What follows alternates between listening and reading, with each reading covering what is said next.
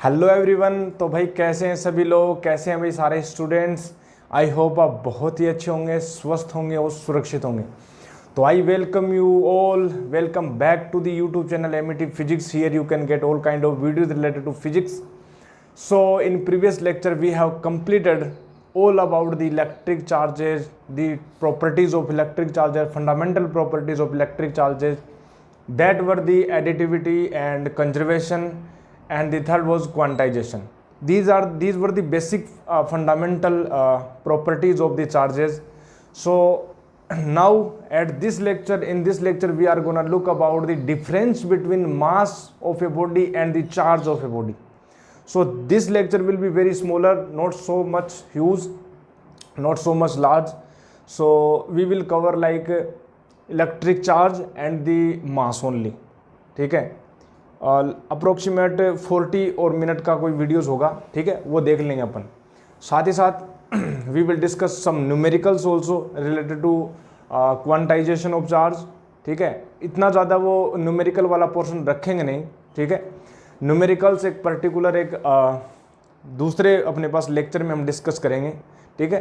तो चलिए भी स्टार्ट करते हैं। Let's get start. What is the difference between mass of a body and the charge. ठीक है, मास का मतलब क्या होता है, जिसको हम बोलते हैं द्रव्यमान, और चार्ज मतलब विद्युत आवेश। क्या मतलब होता है, ठीक है।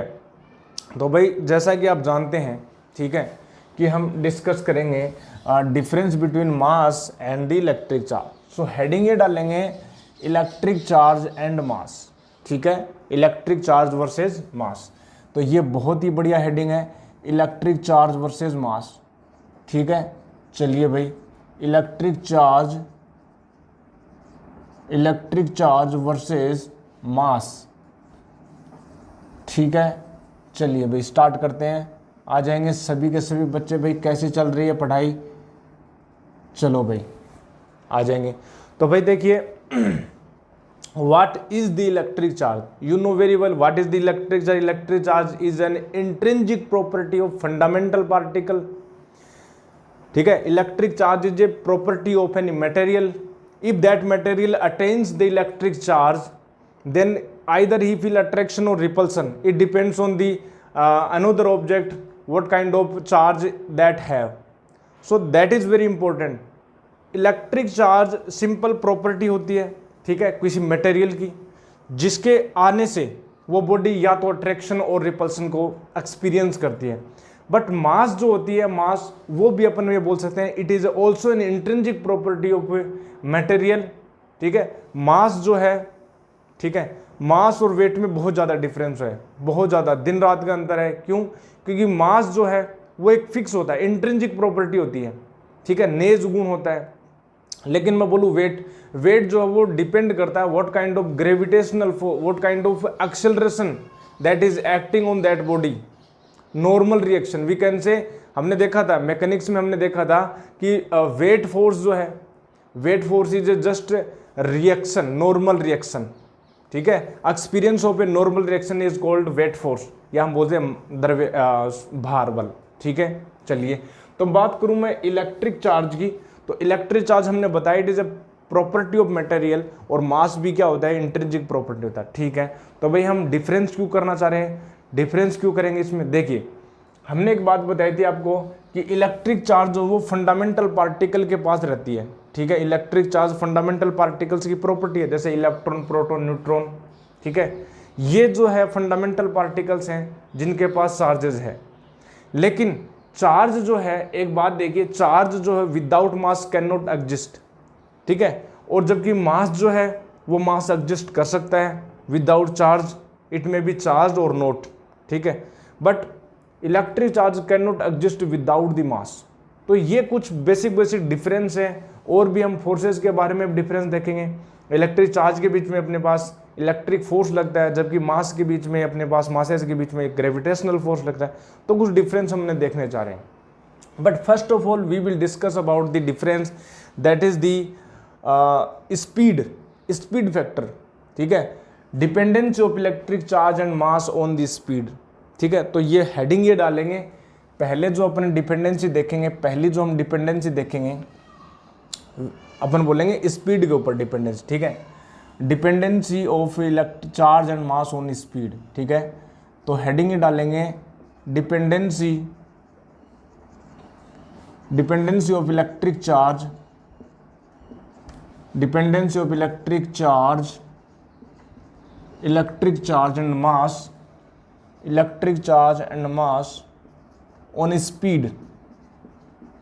तो भाई इसको डिस्कस करने के लिए सबसे पहले मैं एक बात आपसे बताऊंगा कि theory of relativity, according to theory of relativity of Einstein, ठीक है, वी कैन सी, ठीक है, according to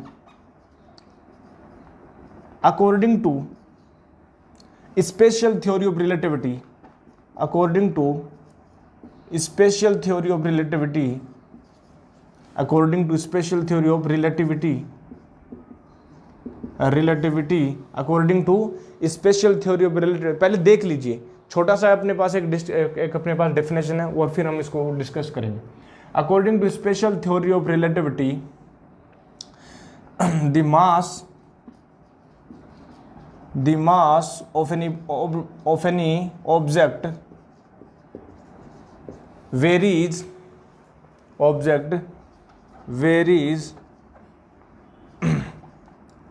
varies according to the formula,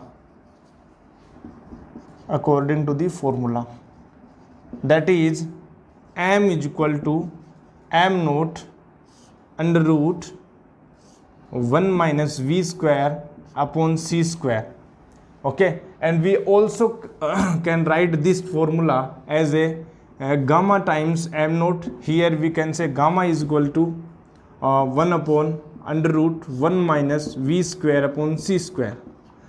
तो ये वाली जो अपने पास जो फॉर्मूला है, ठीक है, this is the formula which tells about the dependency of the mass on the speed of that object.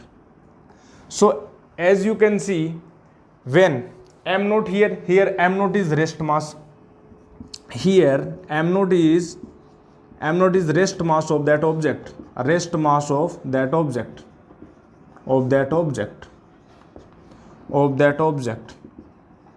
that is when body is at rest, that is हम ये बोलें when body is at rest, okay, ठीक है. So this formula, ये formula क्या बताता है अपने पास? ये फॉर्मूला ये बताता है कि जब अपने पास कोई भी ऑब्जेक्ट है, उसका जब मास जो है वो कैसे वेरी करता है स्पीड के साथ, ठीक है. अच्छा, ये वाला जो फॉर्मूला है, इस फॉर्मूले में एक बात ध्यान नोटिस कीजिए, यदि हम ये जो v है उस पार्टिकल की वेलोसिटी है, c जो है अपने पास स्पीड ऑफ लाइट है, c जो है अपने पास हम बोलेंगे स्पीड ऑफ लाइट है, और दैट इज 3 × 10⁸ मीटर पर सेकेंड c. अब v जो है वो अपने पास स्पीड ऑफ पार्टिकल, ठीक है, स्पीड ऑफ ऑब्जेक्ट.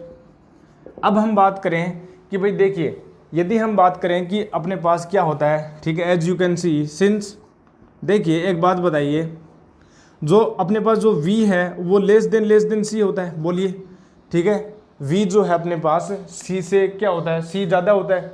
अब ये ज़्यादा होगा तो ये कम होगा फैक्टर v/c, ठीक है, ये कम होगा तो ओवरऑल कितना होगा, ये वाला क्या हो जाएगा अपने पास, कम हो जाएगा, और मास जो हो जाएगा बढ़ जाएगा.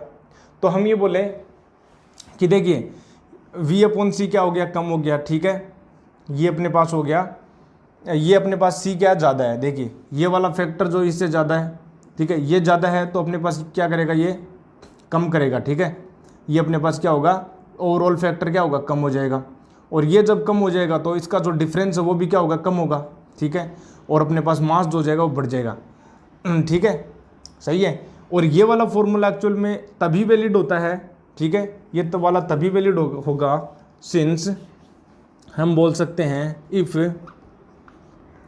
v अप्रोक्सीमेट c है, हम बोले यदि speed of particle is comparable to the speed of velocity, speed of light, then this formula is valid, ठीक है. Then we use above formula because होता क्या है देखिए यदि मैं बोलूँ कि स्पीड ऑफ जो अपने पास पार्ट ऑब्जेक्ट है वो वेरी वेरी लेस देन सी है, बहुत ही छोटी है सी से, तो ये वाला फैक्टर जो है अपने पास नेगलेक्ट हो जाएगा, और यहाँ पर जो हो जाएगा मूविंग मास जो है ऑब्जेक्ट का, और वो जो हो जाएगा रेस्ट मास के इक्वल हो जाएगा, तब तो अपने पास ये वाला फॉर्मूला वैलिड नहीं है। अदरवाइज यदि पार्ट ऑब्जेक्ट की अपने पास मैं बोलूँ ऑब्जेक्ट की यदि स्पीड है वो लाइट की स्पीड के कंपेरेबल है, then this formula is valid. और उस टाइम पर यदि मैं बताऊँ, यदि हम बोलें सपोज एग्जाम्पल में बोलूँ, यदि मैं बोलूँ कि वेलोसिटी जो है, ठीक है, वेलोसिटी c/3 है, ठीक है, c/2 है, ठीक है, मैं बोलूँ c/4 है।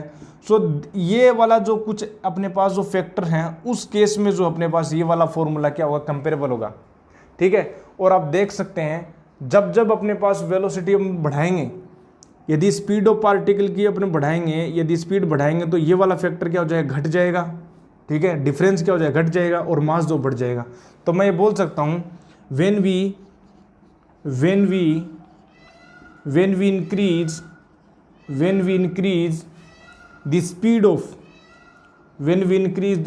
of object then हम ये बोल सकते हैं then यदि अपन स्पीड को इंक्रीज करें तो भाई जब अपन स्पीड को इंक्रीज करेंगे तो मास क्या हो जाएगा, अपने पास इंक्रीज हो जाएगा, ठीक है ना, मास क्या हो जाएगा, बढ़ जाएगा। Then mass of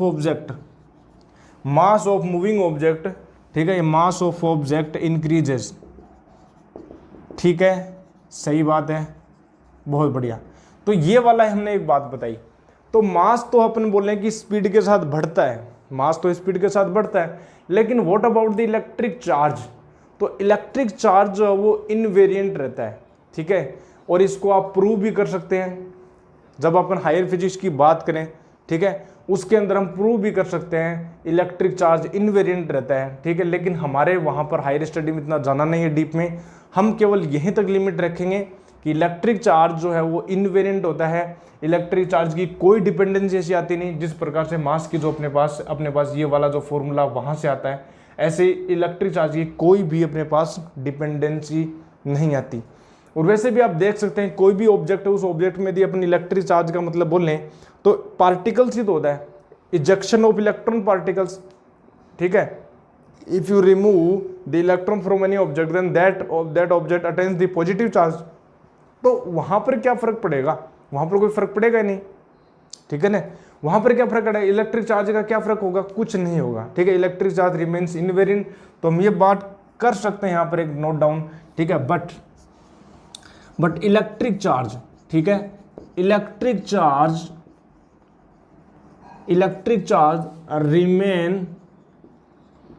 remains invariant, ठीक है, विद रिस्पेक्ट टू स्पीड। तो ये एक डिफरेंस हमने कर लिया। जब भी हम बोले कि स्पीड जो है, स्पीड इंक्रीज होगी तो मास जो वो बढ़ेगा, लेकिन चार्ज जो वो इनवेरिएंट होगा। तो क्वेश्चन आता है कि स्पीड बढ़ाने से चार्ज के ऊपर क्या फर्क पड़ेगा, स्पीड बढ़ाने से चार्ज इनवेरिएंट रहेगा, लेकिन स्पीड को यदि बहुत ज़्यादा बढ़ाएं, लगभग अप्रोक्सीमेट लाइट की स्पीड के इक्वल हो या उसके कंपेरेबल हो, लाइट की स्पीड के इक्वल तो नहीं हो सकता क्योंकि it is the greatest speed, it is the largest speed on the universe, लेकिन यदि उसके कंपेरेबल में हम इस स्पीड को बढ़ाएं, ठीक है, उसके कंपेरेबल में, उसके उसी फैक्टर में हम बढ़ाएं, जैसे मैं बोलूँ कि ये वाला जो c/2 ज़्यादा है c/3 से, ठीक है ना, क्या ज़्यादा है, तो अब ये ज़्यादा है तो यहाँ पर जो है ना मास जो वो बढ़ जाएगा, यहाँ पर मास घट जाएगा, बोल सही है। तो ये वाला एक अपने पास देखा dependency of electric charge and mass on speed, speed के ऊपर डिपेंडेंसी देखा, ठीक है। जल्दी से नोट करेंगे फिर हम सेकंड डिपेंडेंसी की ओर जाएंगे, ठीक है। चलिए भाई बहुत बढ़िया, ठीक है, नोट कर लें, ठीक है। अब बात करें, देखिए नेक्स्ट की बात करूं मैं इलेक्ट्रिक चार्ज और उसकी डिपेंडेंसी में। पहली बात यदि मैं बात करूं कि जो इलेक्ट्रिक चार्ज जो है ना, एक टेबल बना लेते हैं अब हम, ठीक है, एक टेबल बना लेते हैं, उस टेबल में हम छोटे छोटे पॉइंट्स को नोट डाउन करेंगे, ठीक है ना, छोटे छोटे पॉइंट्स को हम नोट डाउन करेंगे। चलिए भाई आ जाएंगे, सभी के सभी बच्चे कर क्या रहे हो भाई, सारे के सारे आ जाओ भाई जल्दी से। तो देखिए इलेक्ट्रिक चार्ज वर्सेस मास की मैं बात करूँ तो देखिए अपन ये बात करें, ठीक है, अपन हेडिंग ही डालेंगे यहाँ पर इलेक्ट्रिक चार्ज, ठीक है, इलेक्ट्रिक चार्ज हम हेडिंग ही डालेंगे, और यहाँ पर जो है इलेक्ट्रिक चार्ज के बाद में फिर यहाँ पर मैं टेबल डाल दूंगा। यहाँ पर जो है इलेक्ट्रिक चार्ज के बाद में मैं बात करूँगा अब मास ऑफ ऑब्जेक्ट, तो मैं बोलूँगा मास, ठीक है। अब बात करेंगे भाई electric charge. Sir electric charge तो आपने पढ़ाया था कि इलेक्ट्रिक चार्ज जो है वो पॉजिटिव भी हो सकता है, नेगेटिव भी हो सकता है और जीरो भी हो सकता है, बिल्कुल हो सकता है। तो इलेक्ट्रिक चार्ज में दी फर्स्ट यदि मैं बात करूं, चार्ज कैन बी, ठीक है, charge can be positive, positive हो सकता है, चार्ज कैन बी पॉजिटिव, ठीक है sir. Charge can be negative, charge can be positive, negative और जीरो, ठीक है। बट सर मास जो है, मास जो हमेशा पॉजिटिव होता है। अभी तक हमने मास जो है नेगेटिव नहीं सुना, क्योंकि मास नेगेटिव का कोई कॉन्सेप्ट ही नहीं होता, ठीक है। मास जो है वो ऑलवेज पॉजिटिव होता है, ठीक है। क्योंकि आपने देखा कभी 50 kg वेट सुना है? 50 kg नहीं सुना ना, -50 kg सुना, लेकिन -50 kg नहीं सुना, ठीक है। नेगेटिव मास डजंट एग्जिस्ट, ठीक है। नेगेटिव का कोई मतलब ही नहीं है, यूजलेस हो जाएगा, ठीक है, इररिलेवेंट। तो मैं बात करूं, ठीक है, मैं ये बोलूं कि भाई मास जो है, mass is always positive, mass is always positive, always positive. तो एक डिफरेंस ही आ गया, ठीक है। टेबल बना लेते हैं, अच्छे से क्लियर हो जाएगा। फिर बात करें सेकंड जो अपने पास है प्रॉपर्टी की, तो देखिए इलेक्ट्रिक चार्ज की बात करूं, इलेक्ट्रिक चार्ज जो है उसकी प्रॉपर्टीज में चलते हैं भाई। इलेक्ट्रिक चार्ज एडिटिविटी होता है, बिल्कुल इसमें भी एडिटिविटी फॉलो होती है, बिल्कुल सही है। अच्छा, इलेक्ट्रिक चार्ज कंजर्वेशन होता है, लेकिन यहाँ पर कंजर्वेशन हो सकता है क्या? जरूरी नहीं है भाई। बहुत ही इंपॉर्टेंट टॉपिक है, बहुत ही इंपॉर्टेंट कॉन्सेप्ट है, ध्यान दीजिएगा अच्छे से। देखिए क्या बोल रहा है, इलेक्ट्रिक चार्ज जो है वो electric charge strictly follow conservation. Electric charge हमने बताया था इस बात को, electric charge strictly follows conservation, conservation law, ठीक है। स्ट्रिक्टली पर ध्यान दीजिएगा, कंजर्वेशन होगा ही होगा, ठीक है। पार्टिकल फिजिक्स में, हायर फिजिक्स में, हाई एनर्जी फिजिक्स में भी अपने पास वैलिड होता है conservation. Conservation of charges is valid, universal law है ये कंजर्वेशन ऑफ चार्ज का। लेकिन मास जो है कंजर्व हो भी सकता है और नहीं भी हो सकता है। लेकिन मास को हम ये बोल सकते हैं कि कई बार मास कंजर्व हो सकता है, लेकिन नहीं हो सकता। जैसे मैं बताऊं कि कई बार जो है वो मास, जैसे मैं बोलूं कि आपके पास 50 kg वेट है, ठीक है, और वो अपने पास, यदि मैं न्यूटोनियन मैकेनिक्स की बात करूं, ठीक है, न्यूटोनियन मैकेनिक्स की बात करूं, मतलब लार्ज ऑब्जेक्ट की यदि मैं बात करूं, न्यूटोनियन मैकेनिक्स की, मेरे बच्चे ध्यान दीजिएगा, न्यूटोनियन मैकेनिक्स में पढ़ रहे हैं। मान लीजिए कोई पार्टिकल प्रोजेक्टाइल मोशन करता हुआ ब्रस्ट हो गया, ठीक है, वो फट गया, टूट गया, ठीक है। तो आप ये बोलोगे सर उसका एक टुकड़ा तो 30 kg हो गया, उसका एक टुकड़ा 20 kg हो गया, तो final mass is equal to initial mass. आप ये कैसे बोल रहे हो कि this is not invariant, this is not conserved? हाँ मेरे बच्चे, ये कंजर्व नहीं होता है। क्यों नहीं होता? देखिए न्यूक्लियर फिजन जो होता है, न्यूक्लियर फिजन, वहां पर मास जो वो एनर्जी कन्वर्ट हो जाता है, मास रहता ही नहीं। मास एनर्जी, मास चेंज हो गया, मास कंजर्व नहीं रहा, मास डिफेक्ट हो गया, मास डिफेक्ट होता है। ये बहुत ही इंपॉर्टेंट प्रॉपर्टी है, that is used in atomic bomb, bomb में यूज होता है भाई। तो मैं बात करूं मास इज नॉट कंजर्व्ड, ठीक है, तो मैं बात करूं मास इज नॉट स्ट्रिक्टली कंजर्व्ड, ठीक है, मास is not conserved, not conserved, mass is not conserved. अच्छा एग्जांपल बता दूं आपको, एग्जांपल बता दूं, जैसे मैं बात करूं आपको बता देता, न्यूक्लियर फिजन का ही ले लेते हैं भाई। क्या थी रिएक्शन अपने पास? यूरेनियम 235। तो मैं बोलूं कि अपने पास न्यूट्रॉन की बमबारी करवाते हैं, 92 यूरेनियम 235 से, and now it will absorb and it changes 92 uranium 236 and now it will fission in the barium and अपने पास बेरियम एंड क्रिप्टॉन, ठीक है। क्या होता है? बेरियम क्रिप्टॉन ही होता है ना? हाँ बिल्कुल। तो मैं बोलूँ कि 56 बेरियम होता है और अपने पास होता है 144, चलिए मेरे बच्चे, और अपने पास 36 क्रिप्टॉन होता है 92, ठीक है, और प्लस अपने पास से न्यूट्रॉन निकलते हैं 3 और प्लस ये एनर्जी निकलती है, ठीक है। एक बार चेक कर लेना कि यही होता है, देखिए 3, ठीक है, सही है क्या? 36 89 होता है यार, यहाँ पर 89 होता है, 36 89 होता है, ठीक है। ठीक है, बहुत बढ़िया, ठीक है, सही है, बेरियम और क्रिप्टॉन में टूट जाता है। तो अब इसमें देखिए, इसमें जो अपन ये बोल रहे हैं कि ये जो वाला जो मास है और ये वाला जो मास है वो इक्वल नहीं आता है, ठीक है, मास डिफेक्ट हो जाता है, ये वाला जो मास है वो कम मिलता है। तो वो मास गया कहाँ, वो गया अपने पास एनर्जी में। आपने देख सुना होगा जो एनर्जी है वो आ जाएगा del M mass defect into c²। ये इस वाले फॉर्मूले से जो है ये वाला जो अपने पास हम बोलें मास डिफेक्ट वो एनर्जी में कन्वर्ट हो गया। मतलब बहुत ही बढ़िया, ब्यूटीफुल, अच्छी सी कॉन्सेप्ट है, बहुत ही बढ़िया है, ठीक है, ध्यान दीजिएगा इसको, ठीक है, हो गया इतना ही, ठीक है। ये वाला जो अपने पास एनर्जी निकलती है लगभग 200 मेगा इलेक्ट्रॉन वोल्ट के करस्पॉन्ड एनर्जी निकलती है। बहुत सारे न्यूक्लियर प्लांट है वहाँ पर भी अपन यूज़ कर रहे हैं, ठीक है। चलिए, the next 3 we can see, ठीक है। The third property is that electric charge, ठीक है, क्वांटाइज्ड, ओके, क्वांटाइजेशन रूल। तो electric charge is quantized, electric charge is quantized, electric charge follows quantization rule, electric charge follow quantization, electric charge follow quantization law of quantization, ठीक है। That is electric charge is always quantized, ठीक है, and the minimum quanta in which it is the always found in multiples, that quanta is called electronic charge. That value of electronic charge, ठीक है, कितनी होती है 1.6 × 10⁻⁻19 coulomb. चलिए भाई, अरे बोल दो भाई जल्दी से, पढ़ाया हुआ है पहले इलेक्ट्रॉनिक चार्ज, Q = NE। अरे Q = NE नहीं होता था क्या, ± NE, प्रीवियस लेक्चर में करवाया था। और जहाँ n की जो वैल्यू 0 1 2 3 4 एंड सो ऑन चलती है, सही है, ठीक है। अब हम बात करें electric charge follows quantization law, but there is no any quantization of mass, there is no any quantization of mass, ठीक है, is found, that is no any quanta is found, no any quanta of mass is found still, ठीक है। हम बोले हैं कि ठीक है, no quanta of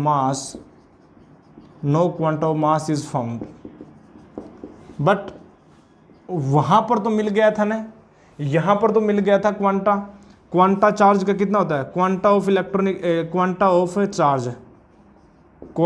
चार्ज कितना होता है, क्वांटा ऑफ चार्ज का जो क्वांटा होता है इलेक्ट्रॉनिक चार्ज होता है, जिसकी वैल्यू होती है 1.6 × 10⁻⁻19 कूलम, ठीक है। फोर्थ प्रॉपर्टी में बात करूं भाई, ठीक है, let me check that video is on going or not, ठीक है, ओके जी, हाँ ओके, ऑल इज वेल, ठीक है। चलिए भाई फोर्थ की मैं बात करूं, ठीक है, फोर्थ की मैं बात करूं भाई, इलेक्ट्रॉनिक चार्ज की बात करूं, ठीक है। अब मैं इलेक्ट्रॉनिक चार्ज में जो होता है वो अपने पास जो है, ठीक है, नेक्स्ट प्रॉपर्टी की बात करूं तो भाई क्या बताएंगे प्रॉपर्टी इलेक्ट्रॉनिक चार्ज में, एडिटिविटी हमने देख ली, क्वांटाइजेशन हमने देख लिया, और बताएंगे सारे के सारे कंजर्वेशन होता है, बिल्कुल सही बात है, मास की, अच्छा ये बहुत बड़ी बात है, इलेक्ट्रिक चार्ज जो है, इलेक्ट्रिक चार्ज कैन एग्जिस्ट, ठीक है, electric charge can not exist without the mass, ठीक है, electric charge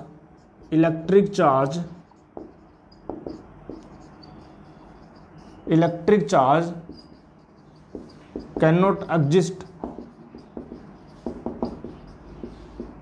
not exist without mass, ठीक है, a mass can exist without electric charge, but ठीक है, but the mass can exist without electric charge, ठीक है।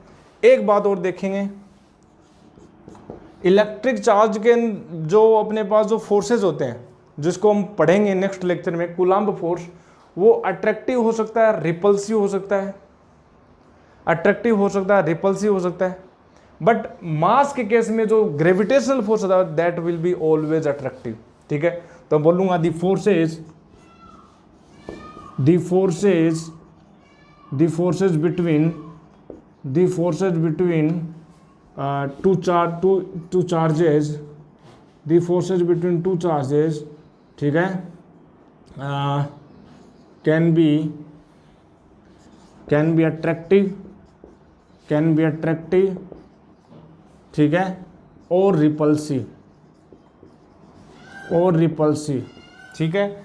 बट मैं बोलूँ यहाँ पर, मैं बोलूँ द फोर्सेज, ठीक है, द फोर्सेज ऑन हम बोले the forces between the masses, always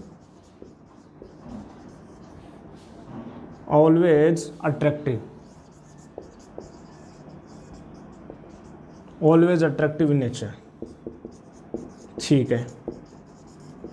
ये बहुत बढ़िया बात है, ये अपने पास बहुत अच्छा पॉइंट है।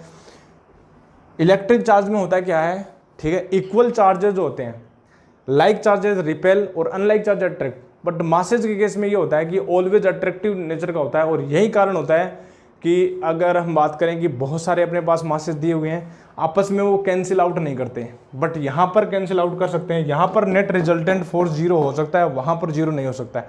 तो ये वाली प्रॉपर्टी भी हम लिख सकते हैं, ठीक है। तो हम बोले हम इसी में लिख देते हैं, ठीक है, hence net force can be 0, but यहां पर net force can not be 0, ठीक है, net force can not be 0, ठीक है। ये वाली कुछ प्रॉपर्टी है, 5th वाली प्रॉपर्टी, ठीक है, बहुत ही बढ़िया, अच्छी, बहुत ही शानदार प्रॉपर्टी। चलिए, तो यहाँ तक अपने पास हुआ। इलेक्ट्रिक चार्ज में can be positive, negative, 0। Electric charge positive भी हो सकता है, नेगेटिव 0 हो सकता है, वो ऑलवेज पॉजिटिव होता है। स्ट्रिक्टली फॉलो कंजर्वेशन, बिल्कुल जी, कंजर्वेशन ऑलवेज फॉलो होगा। That is not conserve, mass is not conserve always, ठीक है। We can take an example of nuclear fusion.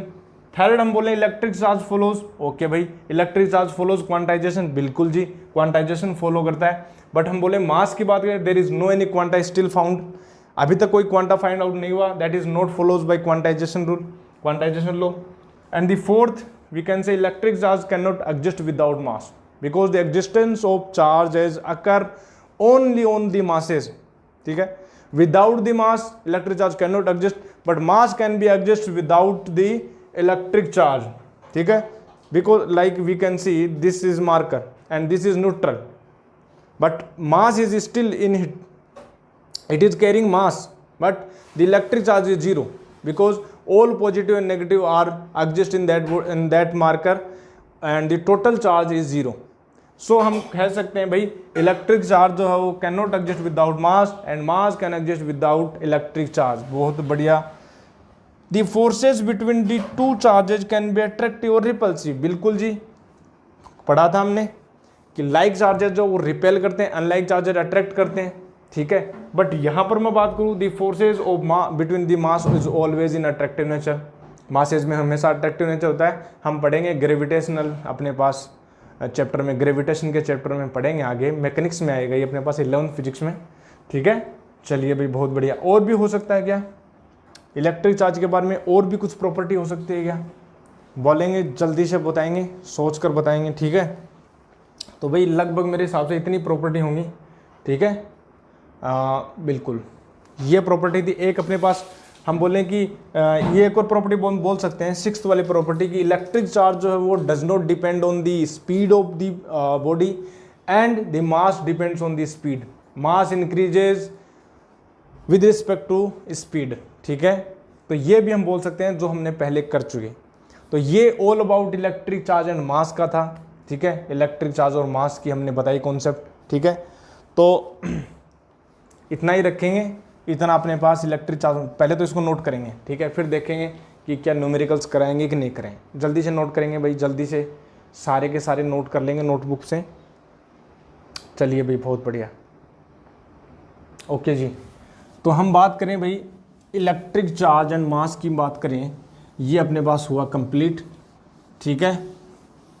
और नेक्स्ट लेक्चर में हम बात करेंगे भाई कूलॉम्स लॉ की, ठीक है। वहाँ से अपने पास इलेक्ट्रोस्टैटिक की अच्छे वाली अपने पास जो टर्मिनोलॉजी वो यूज़ होंगी, बहुत ही बढ़िया कॉन्सेप्ट आएंगे इलेक्ट्रिक फोर्स के बारे में, और वहाँ पर न्यूमेरिकल्स भी कंस्ट्रक्ट होंगे। ठीक है, ठीक है, बहुत बढ़िया।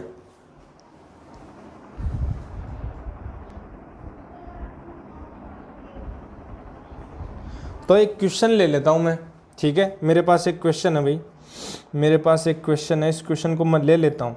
ठीक है, क्वेश्चन में अपने पास फर्स्ट जो क्वेश्चन मैं बोल रहा हूँ, एक छोटा सा एग्जांपल ले लेते हैं। ठीक है, थोड़ा वो टाइम बचा हुआ है, 30 मिनट का वीडियो हुआ है अभी, 10 मिनट के 1-2 वीडियो और 1-2 अपने पास न्यूमेरिकल्स कर लेते हैं। ठीक है, चलो भाई आ जाएंगे सभी के सभी।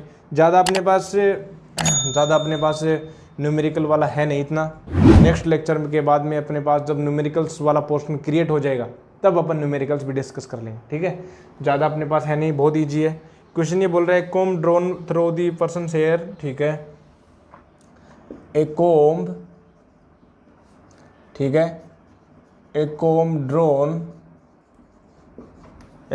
ड्रोन थ्रू पर्सन हेयर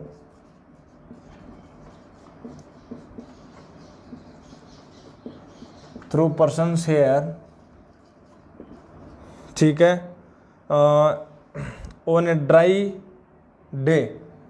ठीक है, on a dry day causes 10 to the power 22 electrons, 10 to the power 22 electrons to leave the person's hair। ठीक है, to leave the person's hair,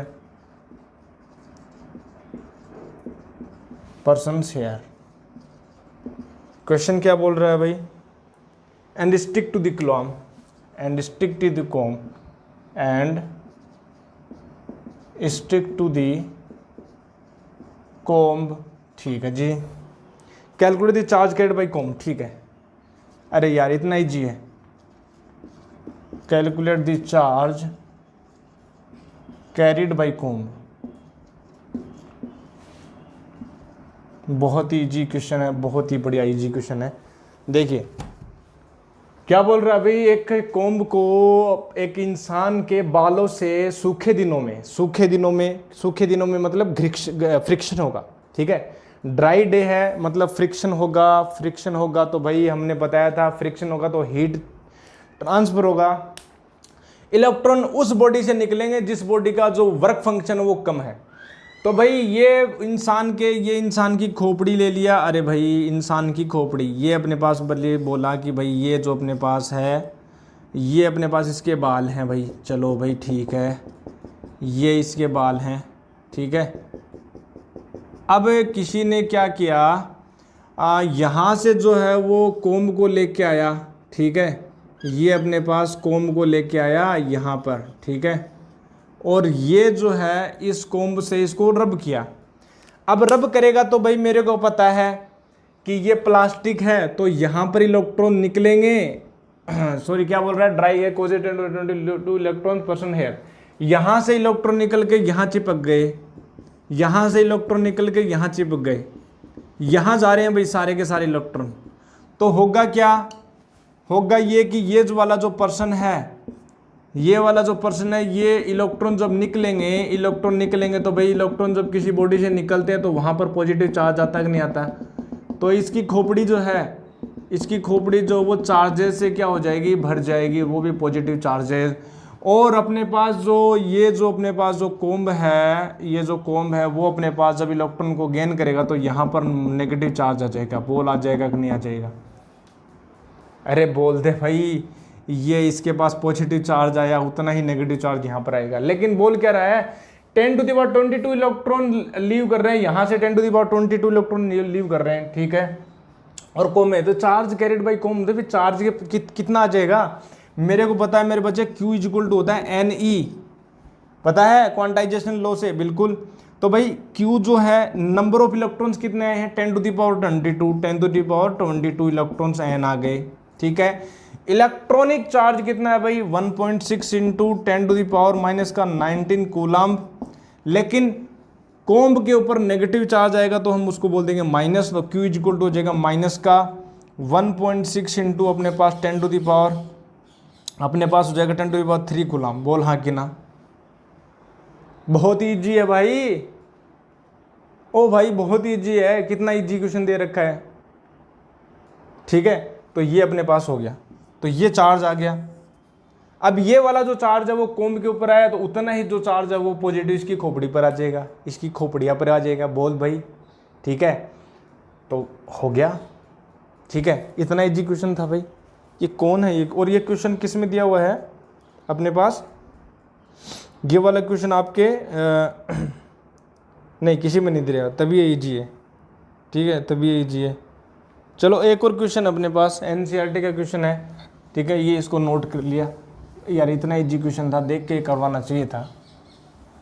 चलिए, जो भी ये कॉन्सेप्ट समझ में आ गई अपने पास, क्वांटाइजेशन वाला लॉ अपने पास यहाँ पर वैलिड हुआ। क्वेश्चन ये बोल रहा है if a body gives 10⁹ electron, ठीक है, how much time to get required total charge 1 coulomb. Okay जी, देखिए पहली बात तो इससे पहले हम एक क्वेश्चन और करते हैं।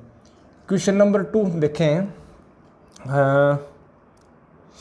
1 कूलम चार्ज। ठीक है, ये बोल रहा है कि हाउ मेनी इलेक्ट्रॉन्स, ठीक है, क्या बोल रहा है, how many electronic charge from which is bigger, ठीक है, from 1 coulomb, how many electrons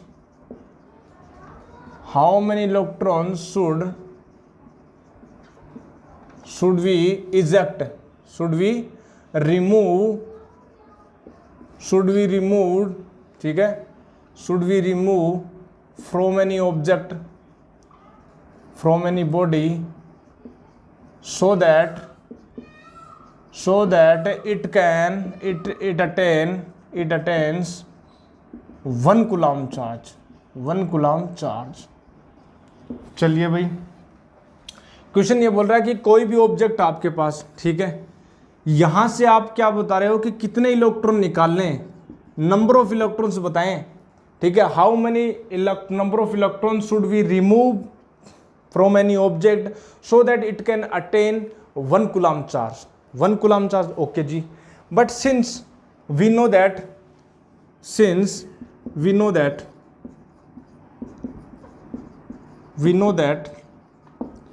Q is equal to होता है NE, we have to find the number of electrons, means N number of electrons, then we can see charge कितना चाहिए, 1 coulomb, तो Q की value हम लिख देंगे 1 coulomb. N electronic charge E है, तो N इज इक्वल टू हो गया 1 अपॉन, अच्छा E हो जाएगा, ठीक है, 1 coulomb, E is equal to हो जाएगा 1.6 इंटू 10⁻⁻19 कूलम।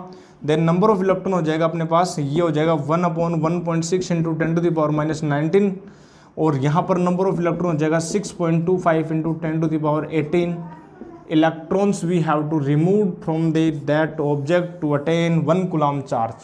ठीक है, इसको जब अपन डिवाइड करेंगे तो ये वाली वैल्यू आएगी, let me check that, yes, okay जी, तो ये अपने पास होगा। अरे क्वांटाइजेशन लॉ से अपने पास वैलिड हो रहा है, सारे के सारे क्वेश्चंस क्वांटाइजेशन से वैलिड हो रहे हैं। देखिए ये Q इक्वल टू N हमने रखा, नंबर ऑफ इलेक्ट्रॉन्स हमें चाहिए था, चार्ज हमने रख दिया, इलेक्ट्रॉन चार्ज हमें पता है। इतना इजी क्वेश्चन कौन देता है भाई? ये क्वेश्चन हिमाचल वो पता नहीं क्या लिख रखा है। चलिए एनसीईआरटी का क्वेश्चन देखते हैं भाई। एनसीईआरटी में एक क्वेश्चन दे रखा है आपको, if a body gives out 9 electrons every second, ठीक है, how much time is required total charge of 1 coulomb from. Okay जी, ये बोल रहा है कि कोई बॉडी है आपके पास, कोई बॉडी है, ठीक है, यहाँ से आप इलेक्ट्रॉन निकाल रहे हैं, कितने इलेक्ट्रॉन निकाल रहे हैं? 10⁻9 इलेक्ट्रॉन्स, 10⁻9 इलेक्ट्रॉन्स, ठीक है, रिमूविंग पर सेकंड, ठीक है जी, ये बोल रखा है। अब ये बोल रहा है कि 1 कूलम चार्ज को अटेन करने में कितना टाइम लगेगा, 1 कूलम चार्ज को, then how much time the body takes,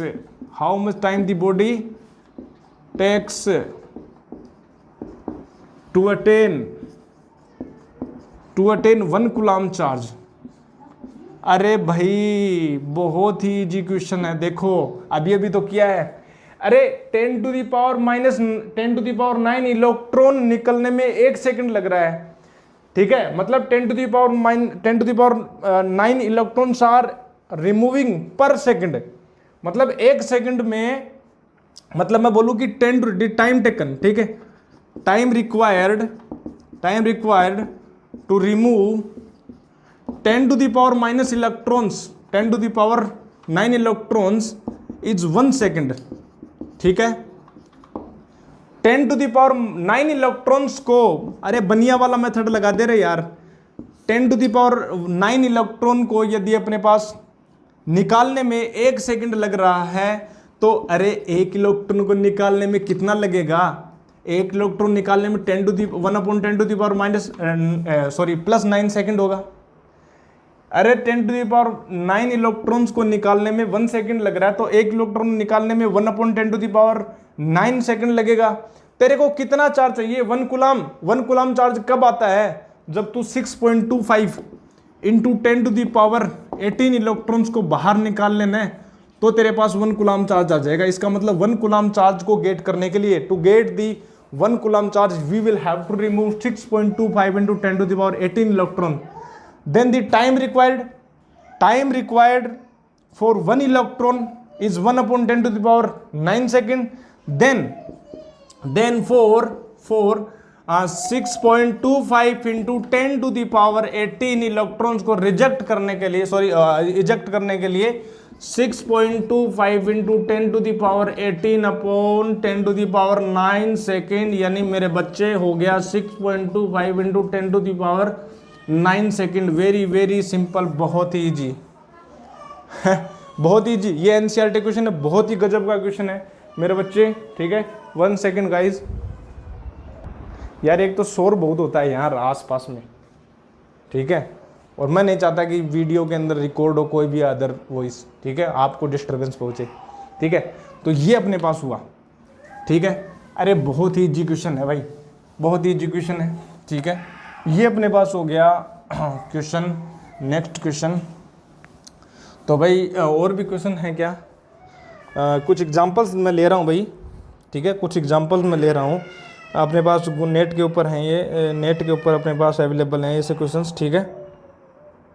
बहुत ही बढ़िया, ओके जी, ओके जी, ओके जी, ओके जी, ओके जी, ठीक है। और भी हैं क्या क्वेश्चन, ठीक है। Negative charge in is 3 there in a cup of water, ठीक है। ओके जी, इतना ही है, ठीक है, इतना ही करते हैं। चार्ज कैरिड बाई, ओके, ये अपने पास क्वेश्चन क्वांटाइजेशन पर बेस्ड है, ठीक है। तो इतना ही रखते हैं, बाकी जो बढ़िया बढ़िया क्वेश्चंस होंगे, ठीक है, बढ़िया बढ़िया जो क्वेश्चंस होंगे उनको हम डिस्कस कर लेंगे कभी। इसका जो लास्ट में जब अपन प्रैक्टिस सेशन लेते हैं, ओनली न्यूमेरिकल्स वाला जब सेशन लेते हैं, तो वहाँ पर हम डिस्कस करेंगे। ये वाला तो कुछ इमरजेंसी में हमने करवा दिया ताकि वीडियो की लेंथ थोड़ी अच्छी हो जाए, ठीक है, वीडियो की लेंथ थोड़ी अच्छी हो जाए, इसलिए हमने करवा दिया था। अदरवाइज क्वेश्चंस की प्रैक्टिस तो हम मेरे बच्चे लास्ट में करवाते हैं। क्वेश्चंस की प्रैक्टिस तो तब करवाते हैं जब अपने पास सब्जेक्ट जो है, अपने पास जो चैप्टर वो कंप्लीट हो जाता है, तब हम एक साथ क्वेश्चंस को करवाते हैं। आपको पता होगा, नहीं पता तो प्रीवियस लेक्चर को देख लीजिए, अपनी प्ले लिस्ट पर देख लीजिए। 11th फिजिक्स की प्ले लिस्ट दे रखी है, 12th फिजिक्स की हम बना रहे हैं, ठीक है। यूजी पीजी की को भी बाद में बनाएंगे, ठीक है, अभी तो 11th 12th की चल रही है, ठीक है। तो इतना ही है, तो मिलते हैं नेक्स्ट लेक्चर में। तब तक के लिए क्या करना है, stay healthy, stay happy and keep taking liquid and keep doing outdoor activities. मैं मिलता हूँ आपको नेक्स्ट लेक्चर में, तब तक के लिए थैंक यू वेरी मच।